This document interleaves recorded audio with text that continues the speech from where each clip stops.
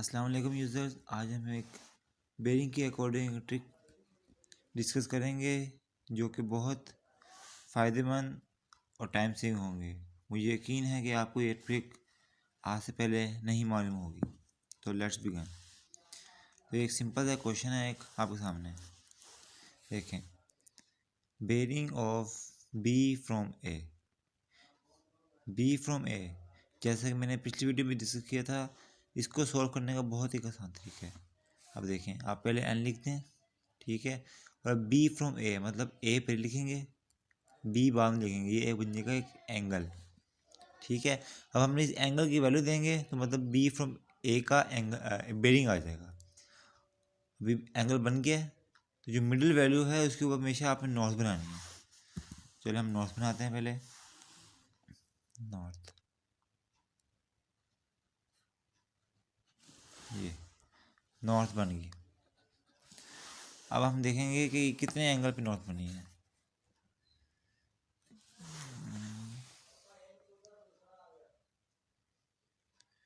ये तकरीबन 120 एंगल बने हैं, ठीक है, 120 का एंगल बन गया है। तो बेरिंग फ्रॉम फ्रॉम ए मतलब एन ए बी का एंगल एन ए बी। अब आप सोच रहे होंगे ये एंगल भी बन सकता है, ये एंगल भी बन सकता है, लेकिन बेरिंग में हमेशा नॉर्थ से क्लॉकवाइज घूमेंगे तो वो एंगल हमारा में बेरिंग के लाएगा, ठीक है। तो ये कितने हैं 120 डिग्रीज। तो पहले कहाँ से क्या हुआ 120 डिग्रीज। ये पहले से ही 3 सिग्निफिकेंट फीचर्स के अंदर है तो इसको हम चेंज नहीं करेंगे, क्योंकि अगर वैल्यू होती 60 तो हमें पहले शुरू में 6 लगाना होता है, क्योंकि बेरिंग हमेशा 3 सिग्निफिकेंट फीचर में होता है। तो अगला पार्ट है A from B, bearing of A from B. अब जो आम स्टूडेंट होगा, ठीक है, जो मेरा स्टूडेंट नहीं होगा, वो क्या करेगा, यहाँ नोट्स लगाएगा, फिर ये करेगा, फिर वहाँ से जेड वैल्यू निकालेगा, अल्टरनेटिव एंगल निकालेगा, फिर इसको निकाल सॉल्व करेगा पूरे को। लेकिन मैं आपके साथ एक शॉर्ट ट्रिक इसकी डिस्कस करने जा रहा हूँ। देखें, शॉर्ट ट्रिक ये है, if bearing of B from A is theta, then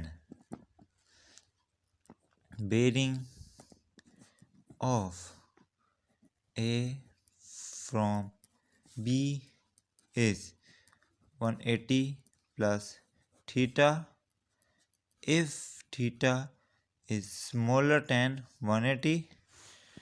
और यही बात सेम है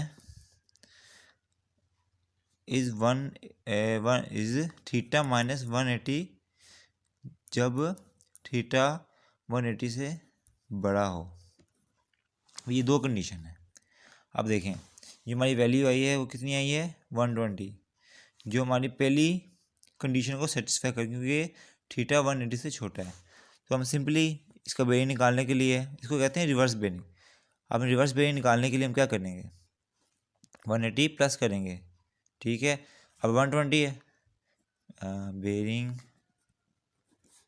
of A from B is equal to 120 plus 180। इसका आंसर कितना आएगा, इसका एंगल आ जाएगा, इसका आंसर आ जाएगा 300 डिग्री। तो let's take out a proof.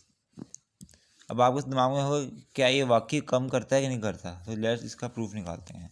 तो ए फ्रॉम बी मतलब जो मैं पहले तरीके से कहा था, नॉर्थ लगा दें, जो पहली वैल्यू है, फ्रॉम के बाद जो पहली वैल्यू है पहले लगा दें, ए बाद में लगा दें। अब ये एंगल का मिडिल टर्म है, इसके ऊपर हमें नॉर्थ लगानी है,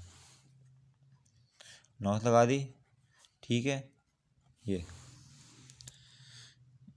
नज़र आ रहा है ना, हाँ, ये नॉर्थ लगा दिया हमने। अब देखें, नॉर्थ पूरी क्रॉस भी लगाया करें इसका करके, इससे ज़्यादा फ़ायदा होता है आपको। नॉर्थ लगा दी। अब एंगल का निकालना है हमने एन बी ए मतलब एन बी ए, ये एंगल या ये एंगल। अब जो मेरे स्टूडेंट उनको पता होगा कि हमेशा क्लॉकवाइज डायरेक्शन के अंदर हम बेरिंग का आंसर निकालते हैं। तो NBA, ये एंगल कितना हुआ 90, ये एंगल कितना हुआ 90, ये एंगल कितना हुआ 90। तो अब हमें एंगल ये वाला निकालना है, ये वाला। तो इसका निकालने का सबसे आसान तरीका है, ये देखें आप, यहाँ पे आप नॉट पूरी करें अपनी, ये पूरी कर ली। ये कितना होता है एंगल 90 का, ये छोटा एंगल कितने का हुआ 1, मतलब 120 में से हम 90 निकाल देंगे।